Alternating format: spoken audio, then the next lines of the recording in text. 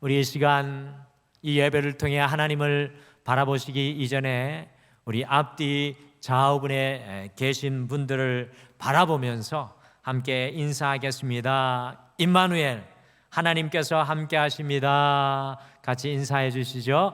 임마누엘, 하나님께서 함께 하십니다. 임마누엘, 하나님께서 함께 하십니다. 우리 또 화면에 손을 흔들면서 같이 인사하실까요? 임마누엘, 하나님께서 함께 하십니다. 아멘. 여러분, 전 세계적으로 인기 있는 이름 하면 어떤 이름일까요? 전 세계적으로 인기 있는 이름은 어떤 이름일까요? 그 중에 하나가 이 요셉이라는 이름입니다. 제가 아는 요셉만 해도 한둘이 아닙니다. 전 세계 사람들이 이 요셉이라는 이름을 참 좋아합니다. 그 이유는 아마도 이 성경에 등장하는 요셉이 그만큼 본받을 만한 사람이기 때문에 그럴 것 같습니다. 이 자리에 예배드리는 우리 성도님들께도 성경의 인물 중에 좋아하시는 분이 누구십니까? 라고 여쭈어보면 분명히 이 자리에 손을 들고 요셉입니다 라고 이야기하실 분이 있을 것입니다.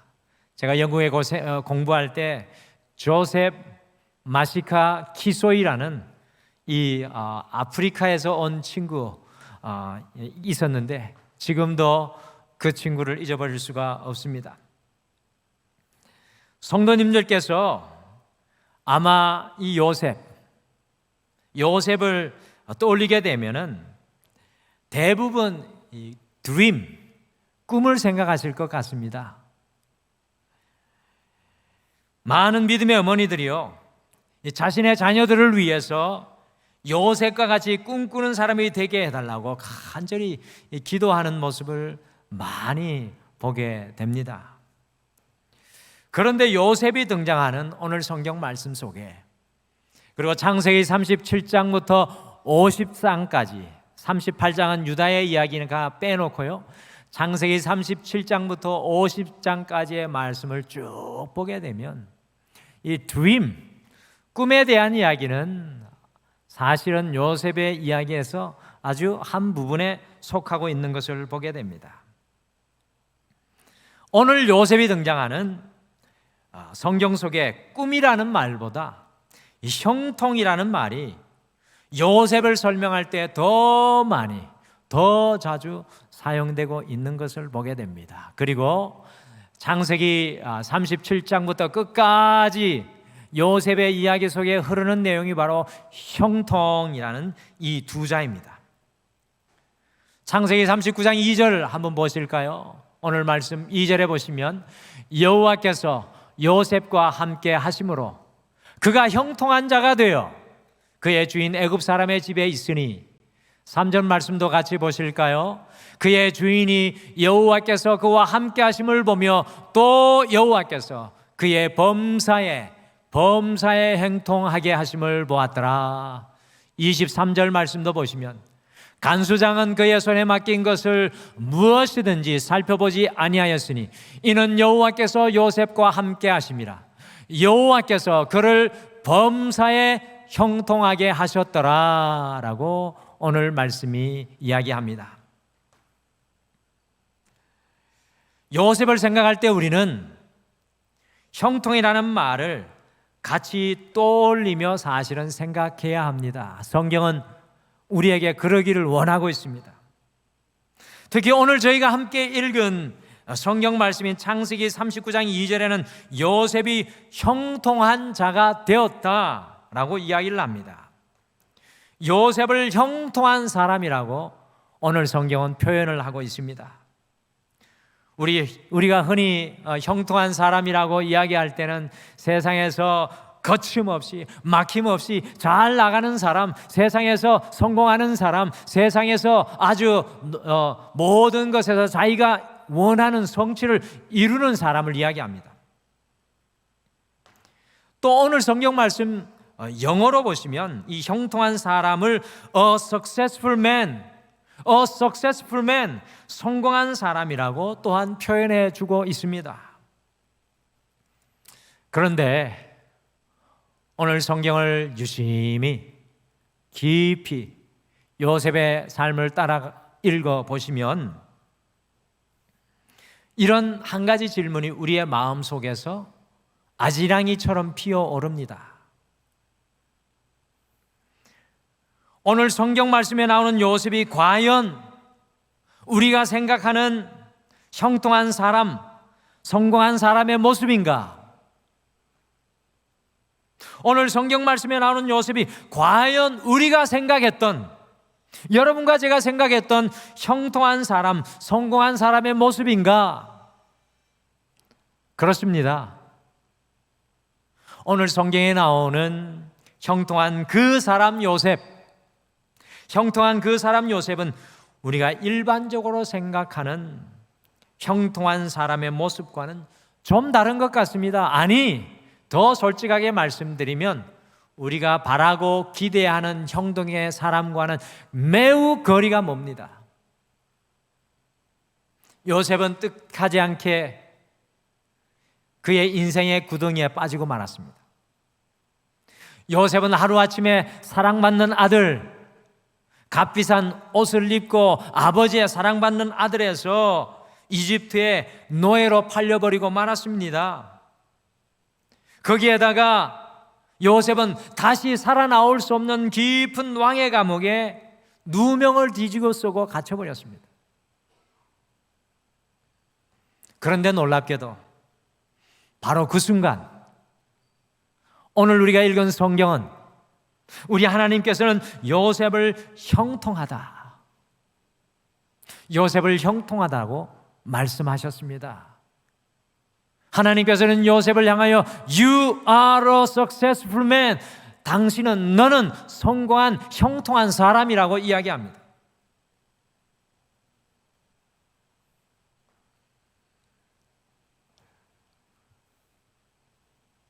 오늘을 살아가고 있는 우리가 저는 요셉과 너무나도 닮은 모습이라고 말씀을 읽으면서 생각하게 되었습니다. 요셉과 같이 때로는 깊은 구덩이에 던져져 있는 우리의 모습입니다. 노예와 같이 팔려서 무엇인가에 눌려 있습니다. 깊은 감옥에 빠져서 도저히 빠져나올 수 없을 것만 같은 모습이 여러분과 저의 모습입니다. 그렇게 오늘을 살아가는 우리도 요셉의 형통의 영성이 필요합니다. 구덩이 속에서도, 노예의 눌림과 속박 속에서도, 빠져나올 수 없을 것만 같은 인생의 때로는 질병의 감옥, 실패의 감옥, 연약함의 감옥에서 우리는 요셉의 형통의 영성을 배워야 합니다. 너무나도 중요합니다. 사실은 이 형통의 영성이 신약 구약과 성경 구약과 신약 66권이 우리에게 보여주고 싶어하는 하나님 앞에 형통한 사람의 모습입니다. 그래서 다시결단 28번째 시간인 오늘은 진정한 형통을 갈망하라, 진정한 형통을 갈망하라 라는 제목으로 성경이 말씀하시는 진정한 형통이 무엇인지 우리가 요셉을 거울 삼아서 진정한 성경이 말씀하는 형통을 함께 우리의 마음속에 담겠습니다. 과연 요셉이 누리고 경험하였던 형통은 무엇이었습니까? 그 형통을 여러분과 저도 누릴 수 있겠습니까? 첫째, 요셉의 형통은 세상의 형통, 즉 만사 형통이 아니라 임마누엘이었습니다. 세상의 형통, 만사 형통이 아니라 임마누엘의 형통이었습니다. 창세기 39장에서 반복적으로 요셉을 형통한 사람, a successful man 이라고 계속해서 표현하고 있습니다. 그것도 범사에 모든 것에 형통하다고 이야기합니다. 그런데 사실 오늘 말씀 속에 나오는 요셉은 여러분들과 제가 보는 것과 같이 막힘이 없고 모든 것이 잘 되는 그런 형통의 모습이 전혀 아닙니다. 오늘 말씀은 요셉이 이집트의 국무총리가 되었을 때의 이야기가 아니지요. 오늘 말씀은 요셉이 17세가 되었을 즈음에 형들의 질투를 받아서 이집트의 노예로 팔렸을 때의 이야기입니다. 창세기 39장 1절을 보니까 요셉이 이집트 파라오의 신하 친위 대장 보디발의 장군의 노예로 팔린 때의 이야기입니다. 노예로 팔린 때에 요셉을 향해 형통하다고 이야기합니다. 이러한 상황 가운데는 요셉을 보고 창세기 39장 2절에서는 요셉을 형통한 자라고 합니다. 노예로 팔려서 노예의 삶을 살아가는 요셉이 어찌 형통한 삶을 살아가고 있는 것입니까? 당연히 이런 질문이 들 수밖에 없습니다. 어찌 요셉의 삶을 형통한 송구한 사람의 삶이라고 감히 부를 수 있습니까? 그리고 39장 7절에서 23절을 이어서 보시면 노예이긴 하지만 보디발 장군의 집에서 인정을 이제 조금 받아가지고 어느 정도 살만해지니까 인정받을 만하니까 보디발의 장군 아내가 곧 자신의 안주인이 요셉을 유혹합니다. 창세기 39장 6절에 보시면 요셉의 용모가 빼어나고 아름다웠다라고 합니다. 이와 같은 멋있는 요셉을 보디발 장군의 아내가 사모하여서 매일같이, 성경은 everyday라고 분명히 표현하고 있습니다. 매일같이 요셉을 유혹을 하는데요, 요셉이 그 유혹에 넘어가지 않고 끝까지 버텼습니다. 얼마나 훌륭한 모습입니까? 젊은 청년 17세의 나이, 피가 끓는 그 17세의 젊은이가 그 안주인의 유혹을 피해서 이겨냈습니다. 그런데요, 이렇게 유혹을 이겨냈던 요셉을 보디발의 아내가 요셉이 아무도 없을 때 자기를 오히려 희롱하였다고 하여서 그만 자기 남편에게 이야기하여서 평범한 감옥도 아니고 왕위의 죄수들이 갇혀있는 왕의 지하 감옥에 던져 넣게 해버렸습니다. 요셉은 정말 아무것도 하지 않았는데 오히려 선한 싸움을 하고 승리하였는데 강간 미수범이 되고 말았습니다.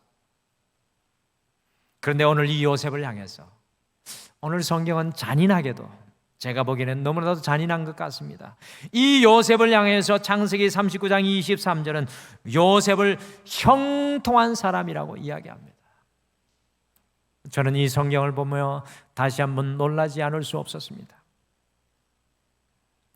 아이러니하게도 오늘 성경 말씀은 요셉의 삶이 가장 비참하고 외롭고 힘든 상황에 있는 바로 그 순간에 요셉을 형통한 사람이라고 이야기하고 있습니다. 성경은 우리에게 오늘 이 예배를 통해 이것을 보여주기를 원하십니다.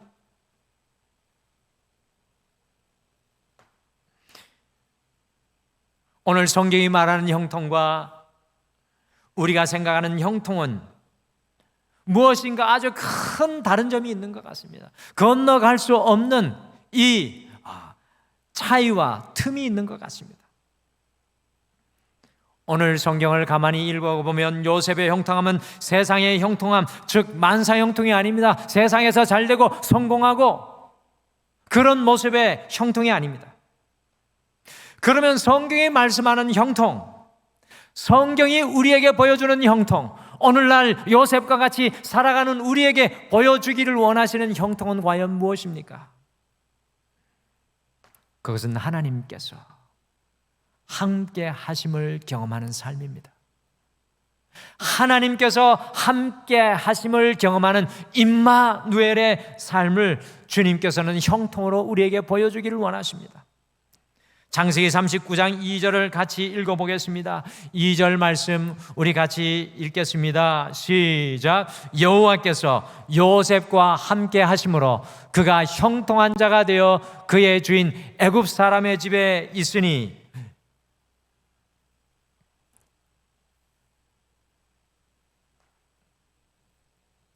성경에서 말씀하시는 형통은 바로 하나님과 함께하는 삶을 말하는 것입니다.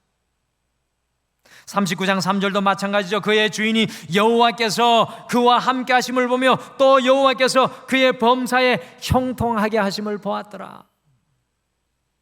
창세기 39장 23절에도 요셉이 형통한 것은 여호와께서 요셉과 함께 하셨기 때문이라고 말씀합니다. 요셉이 형통한 이유는 요셉이 성공한 삶을 얻었기 때문이 아니었습니다. 여러분들, 이것이 중요합니다. 요셉이 오늘 형통한 것은 요셉이 성공한 삶을 얻었기 때문이 아닙니다. 요셉이 세상에서 잘 되었기 때문이 아닙니다. 좋은 직장, 그의 사업이 잘 되었기 때문이 아니었습니다. 요셉이 형통한 이유는 만사 형통한 삶이 요셉에게 있었기 때문이 아니었습니다. 요셉이 형통한 이유는 바로 하나님과 함께하는 삶을 요셉이 경험하였기 때문입니다.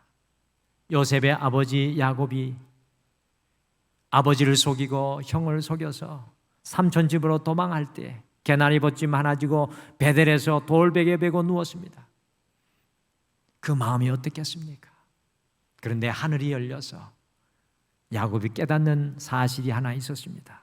그것은 바로 여호와께서 이곳에서 정녕 나와 함께 하심을 깨닫게 되었노라고 그 베델의 현장에서 야곱이 고백했습니다.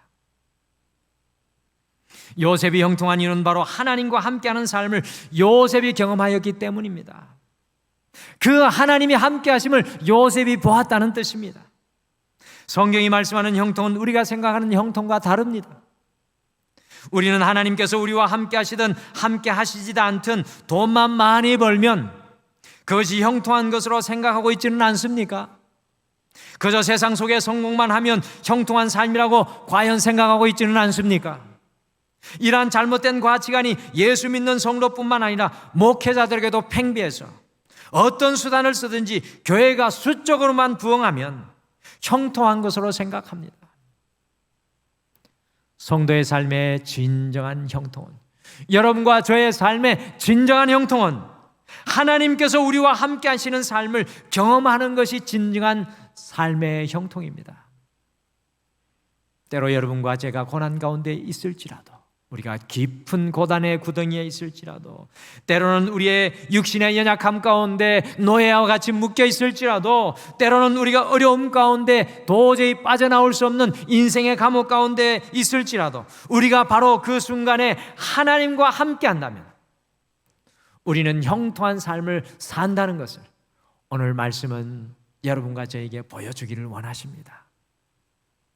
그래서 사도 바울은 고린도후서 4장 8절에서 9절에서 우리가 사방으로 우겨쌈을 당하여도 쌓이지 아니하며, 답답한 일을 당하여도 낙심하지 아니하며, 박해를 받아도 버림받지 아니하며, 거꾸로 뜨림을 당하여도 망하지 아니하고 라고 말씀합니다. 그 삶의 상황이 어떠하든지 간에 하나님께서 함께 하시는 바로 그것이, 하나님께서 나와 함께 해주는 바로 그것이 형통한 것이 된다는 말씀입니다. 찬송가 438장의 고백이 바로 성도의 형통의 고백입니다. 높은 산이 거친 들이 조막이나 궁궐이나 내 주 예수 모신 곳이 그 어디나 하늘나라. 우리 같이 한번 고백해 보실까요? 높은 산이 거친 들이 조막이나 근거리나 내 주 예수 모신 곳이 그 어디나 하늘나라. 아멘. 주님과 함께 있는 것이 그 어디나 하늘나라입니다. 우리 성도님들은 과연 형통한 삶을 살고 있습니까? 주님과 함께하는 삶을 살아가고 계십니까? 감리교회 창시자이며 우리 나사렛 선교교회의 뿌리가 되는 존 웨슬리가 세상을 떠나기 전에 하나님께 계속해서 기쁨의 찬양을 드리다가 그의 마지막 호흡에 다다르자 두 팔을 번쩍 들고 기쁨이 넘치는 목소리로 이렇게 외쳤다고 합니다. The best of all is God is with us. The best of all is God is with us. 세상에서 가장 좋은 것은 하나님께서 우리와 함께 하시는 것입니다. 세상에서 가장 좋은 것은 하나님께서 우리와 함께 하는 것입니다. 그의 삶의 상황이 어떠하든지 간에 존 웨슬레는 그의 인생에서 가장 귀한 것이 하나님께서 함께 하시는 것이었다라고 고백합니다. 그는 당대의 죄와 불법과 쾌락과 오염된 영국과 미국을 변화시키고 더 나아가 세계에 큰 영향력을 끼친 인생을 살았습니다. 여러분들 어떻게 그럴 수 있었을까요? 그의 개인적인 능력과 노력과 탁월함 때문이 아니었습니다. 그보다 더 중요한 것은 그의 마지막 고백에 표현되어 있습니다. 하나님께서 함께 해주신 것입니다. 임마누엘. 하나님께서 함께 해주신 것입니다. 임마누엘. 소나무 중에는 귀족 스타일이라고 불리는 홍송이라는 나무가 있습니다. 홍송은 토질이 좋으면 좋을수록 커집니다. 6층짜리 건물만큼 자라고요. 가지와 이파리조차 건축자재로 쓰일 정도로 소중합니다. 그래서 소나무의 귀족이라 부릅니다. 그런데 이 소나무를 분재로 만들면 50cm밖에 자라지 않습니다. 그 이유는 나무의 가지와 뿌리의 활동이 정지되기 때문입니다. 아무리 소나무가 좋은 품종이라 해도 분재로 만들면 작아지는 것처럼 우리의 인생도 마찬가지입니다. 하나님 안에서 자라지 않는 인생은 분재와도 같은 삶을 살아갈 수밖에 없습니다. 하나님 안에서 하나님 임재 임마누엘 하지 않으면, 하나님 안에서 자라지 않으면 분재와 같은 삶이 될 수밖에 없습니다. 사랑하는 성도 여러분, 어떠한 순간에도 우리가 하나님과 함께하는 삶, 임마누엘을 경험하심으로 돌아오는 한 주, 이 7월의 둘째 주일을 다시 살아나가실 때에 하나님이 주시는 놀라운 형통을 누리시는 여러분과 제가 되시기를 간절히 축복합니다. 둘째, 요셉의 형통은 탁월함이 아니라 초월함이었습니다. 요셉의 형통은 탁월함이 아니라 초월함이었습니다.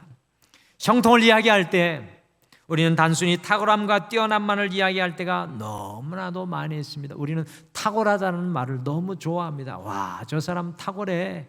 저 기업은 탁월해, 저 교회는 탁월해, 저 가정은 탁월해, 저 아들은 탁월해, 저 딸은 탁월해. 그러나 성경이 진정으로 말하는 형통은 탁월함이 아니라 초월함입니다. 넘어가는 것입니다. 여러분들, 성경은 탁월함이 아니라 초월함, 넘어가는 것입니다. 창세기 39장에 정통한 사람 요셉을 이야기할 때 탁월함보다는 초월함을 이야기하는 것을 우리가 잘 볼 수 있습니다. 고통스러운 상황 속에서도, 억울한 상황 속에서 요셉은 하나님과 함께하는 삶의 경험을 통해서 인생의 깊은 구덩이 속에, 노예의 삶의 현장 속에, 감옥 속에서도 하나님과 함께하는 그 임마누엘의 능력을 통해서 초월하는 마음과 믿음을 가진 것을 봅니다. 그리스도인의 형통함은 탁월함이 아니라 초월함입니다. 우리 하나님께서는 여러분과 저의 삶 가운데 Go beyond with God, 하나님과 함께 넘어가는 초월함을 보기를 원하십니다. 식당이나 가게에 가면 많이 붙어있는 말씀 중에 하나가 내게 능력 주시는 자 안에서 내가 모든 것을 할 수 있느니라는 빌립보서 4장 13절이 아주 사랑을 받고 각광을 받고 있습니다. 가게 주인들이 이거를 붙일 때에 무엇을 소원하며 붙였겠습니까? 한 가정에서 이 말씀을 가정에 붙여놓을 때 과연 무엇을 소원했겠습니까? 그것은 자신의 가게가 탁월하게 뛰어나게 잘 되기를 소원하는 마음으로 붙였을 것입니다. 그러나 이 말씀을 제대로 알고 보면 깜짝 놀랄 수밖에 없습니다. 빌립보서 4장 11절과 12절에서 바울이 13절을 고백하기 전에 다음과 같이 고백합니다. 우리 같이 화면으로 같이 읽어보실까요? 시작. 내가 궁핍함으로 말하는 것이 아니니라. 어떠한 형편이든지 나는 자족하기를 배웠노니 나는 비천에 처할 줄도 알고 풍부에 처할 줄도 알아. 모든 일곱 배부름과 배고픔과 풍부와 궁핍에도 처할 줄 아는 일체의 비결을 배웠노라. 내게 능력 주시는 자 안에서 내가 모든 것을 할 수 있느니라. 사도 바울은 모든 삶의 상황 속에서도 주님과 함께함으로 궁핍함에도 가난함에도 핍박 중에도 위협 중에도 병 중에서도 연약함 중에서도 그가 부유할 때에도 Go beyond with God, 주님과 함께 넘어갈 수 있는, 초월할 수 있는 능력의 삶을 고백하고 있습니다.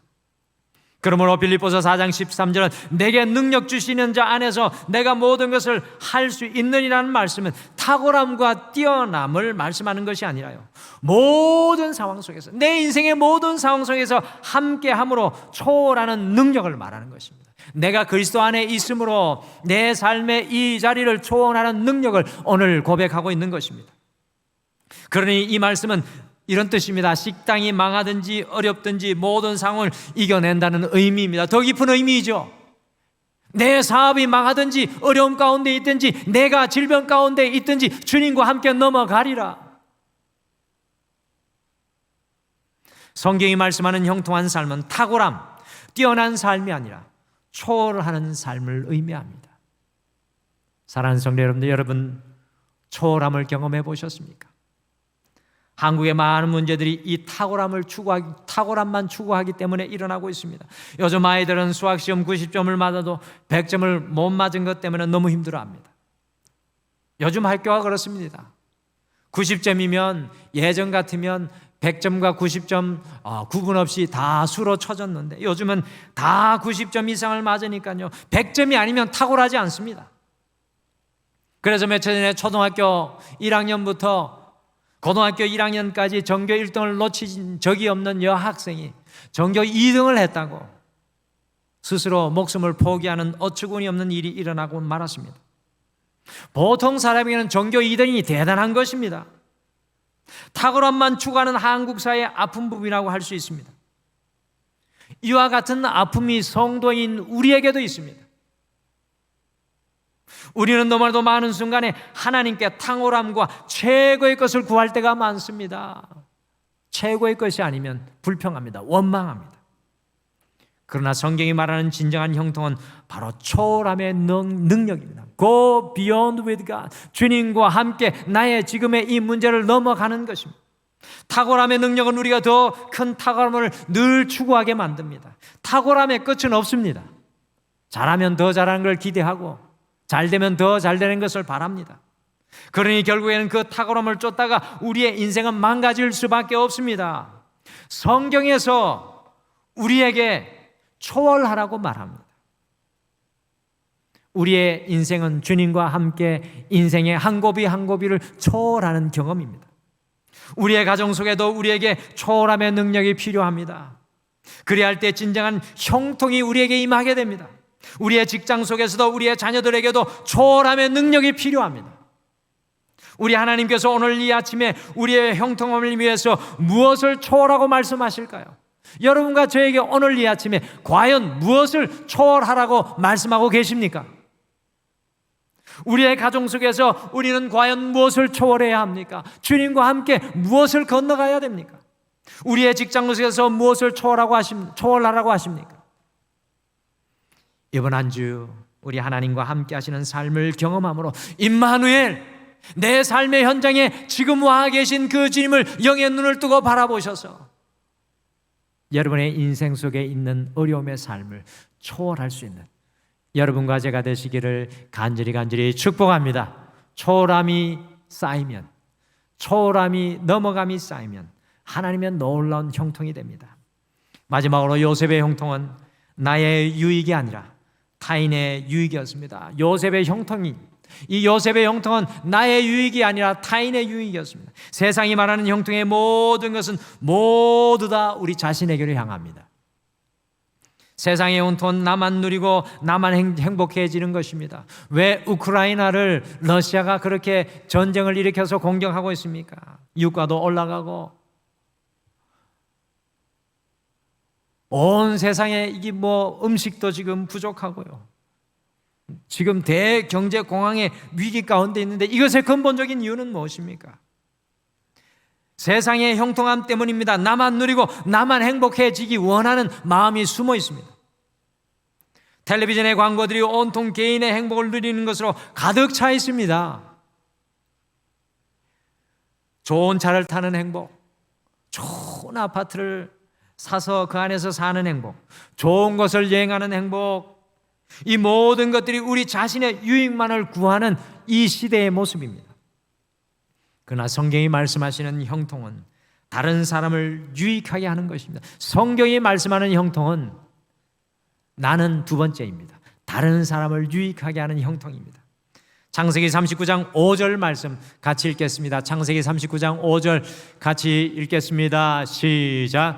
그가 요셉에게 자기의 집과 그의 모든 소유물을 주관하게 한 때부터 여호와께서 요셉을 위하여 그 애굽 사람의 집에 복을 내리심으로 여호와의 복이 그의 집과 밭에 있는 모든 소유에 미친지라. 아멘.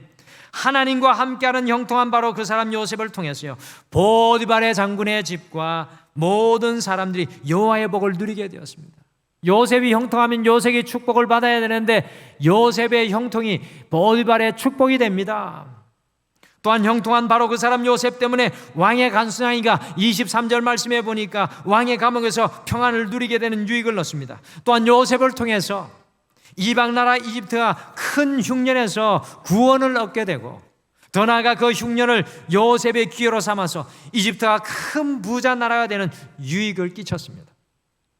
결론적으로 요셉의 형제들은 요셉을 미워하여 팔았지만 요셉 때문에 요셉의 온 가족이 길건업으로부터 살아나게 되었으며 이집트에서 비로소 이스라엘이라는 큰 민족을 이루게 되었습니다. 성경이 말하는 형통은 나의 유익을 구하는 삶이 아니라 다른 사람을 유익하게 하는 것입니다.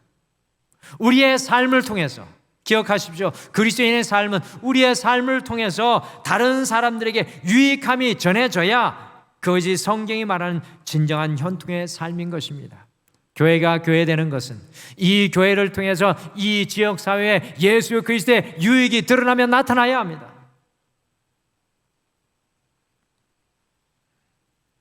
우리가 진정으로 하나님과 함께하는 삶을 살게 될 때 다른 사람을 유익하게 하는 사람이 되는 것입니다.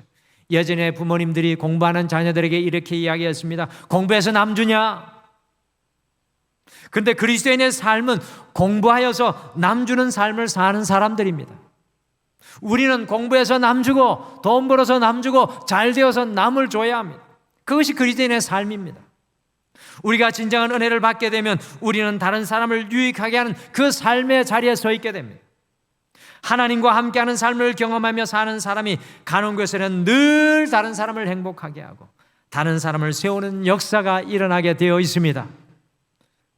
하나님과 함께하는 삶은 나의 유익을 넘어서서 다른 사람을 유익하게 하는 삶입니다. 내가 축복의 통로가 되는 것입니다. 링컨이 이런 말을 하였습니다. 행복하려거든 남을 행복하게 만들어라. 남에게 행복을 준 것만큼 행복하게 된다. 여러분들 기억하십시오. 그리스도인은 송수관이 되어야 합니다. 그리스도인은 송수관이 되어야 합니다. 메마른 대지에 물을 공급하는 송수관, 생명이 없는 곳에 생명을 공급하는 송수관이 되어야 합니다. 우리 자녀만, 우리 남편만, 우리 아내만, 우리 가정만, 내 사업과 직장만, 우리 교회만, 그것을 위한 삶이 아니라 요셉처럼 이웃을 축복하게 하는 형통의 삶을 살아가야 합니다. 이번 한 주 우리의 가장 가까이에 있는 우리 가족들에게 유익을 끼치는 삶이 되시길 바랍니다. 우리가 가는 곳에 다툼과 분열이 일어나는 것이 아니라 우리가 가는 곳에 화해와 치유와 섬김이 일어나는 놀라운 역사가 일어나기를 바랍니다. 하나님의 형통의 역사가 우리가 가는 곳, 만나는 사람들에게 일어나기를 바랍니다. 이번 한 주 기도 제목을 드립니다. 우리 화면으로 같이 읽어보실까요? 이번 한 주 이것이 우리의 기도의 제목이 되기를 원합니다. 우리 같이 읽어보실까요? 시작. 하나님, 나 때문에 수많은 사람들이 유익을 보게 하여 주옵소서. 나 때문에 주변의 사람들이 잘 되게 하여 주옵소서. 다시 한 번 더 기도 제목 고백하실 거예요. 같이 고백하겠습니다. 시작. 하나님, 나 때문에 수많은 사람들이 유익을 보게 하여 주옵소서. 나 때문에 주변의 사람들이 잘 되게 하여 주옵소서. 아멘. 오늘 형통한 바로 그 사람 요셉을 통하여 성도에게 진정한 형통이 무엇인지 함께 묵상하여 보았습니다. 진정한 형통의 삶은 세상의 형통, 즉 만사의 형통이 아니라 하나님과 함께하는 임마누엘입니다. 내 삶의 환경이 어떠하든지 간에 지금 이 순간 내 눈이 열려서 하나님과 함께하는 임마누엘의 삶이 형통한 삶입니다. 또한 진정한 형통의 삶은 탁월함이 아니라 주님과 함께함으로 초월하는 삶을 사는 능력입니다. Go beyond with God, 주님과 함께 넘어가는 삶입니다. 진정한 형통은 나의 유익을 구하지 않고 다른 사람을 유익하게 하는 축복의 통로가 되는 것입니다. 이번 한 주 우리 모두가 최요셉, 이요셉, 박요셉, 김요셉, 변요셉, 양요셉, 신요셉, 고요셉, 한요셉, 정요셉, 남요셉, 요셉으로 살아가시는 여러분과 제가 되시기를 간절히 축복합니다.